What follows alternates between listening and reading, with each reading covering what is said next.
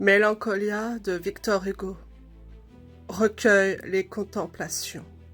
Écoutez, une femme au profil décharné, maigre, blême, portant un enfant, étonné, est là qui se lamente au milieu de la rue. La foule, pour l'entendre, autour d'elle se rue. Elle accuse quelqu'un, une autre femme, ou bien son mari. Ses enfants ont faim. Elle n'a rien.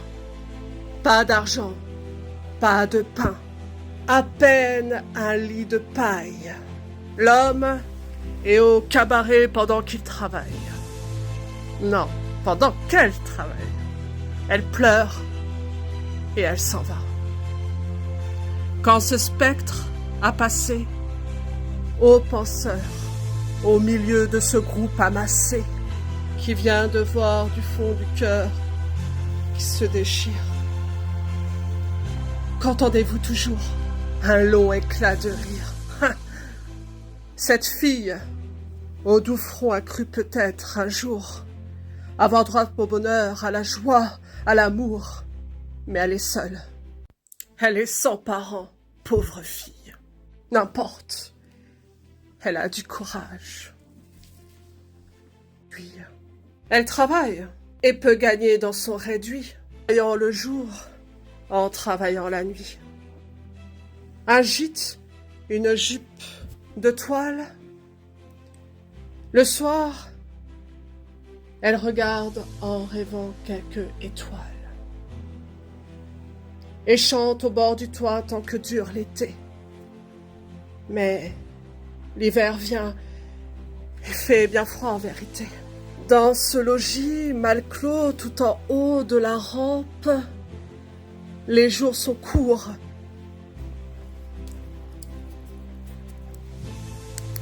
Il faut allumer une lampe. L'huile est chère, le bois est cher, le pain est cher. Ô jeunesse, printemps aube en proie à l'hiver. La faim passe bientôt sa griffe sous la porte. Décroche un vieux manteau, saisit la montre, emporte les meubles, prend fin quelques humbles bagues d'or. Tout est vendu, l'enfant travaille, lutte encore. Elle est honnête, mais elle a, quand elle veille, la misère, des mots qui lui parlent à l'oreille. L'ouvrage manque, hélas, cela se voit souvent. Que devenir? Un jour au jour sombre, elle vend la pauvre croix d'honneur de son vieux père et pleure. Elle tousse. Elle a froid. Il faut donc qu'elle meure. À 17 ans, grand Dieu, mais que faire? Voilà ce qui fait qu'un matin la douce fille alla droit au gouffre, et qu'enfin, à présent, ce qui monte à son front n'est plus la pudeur. C'est la honte.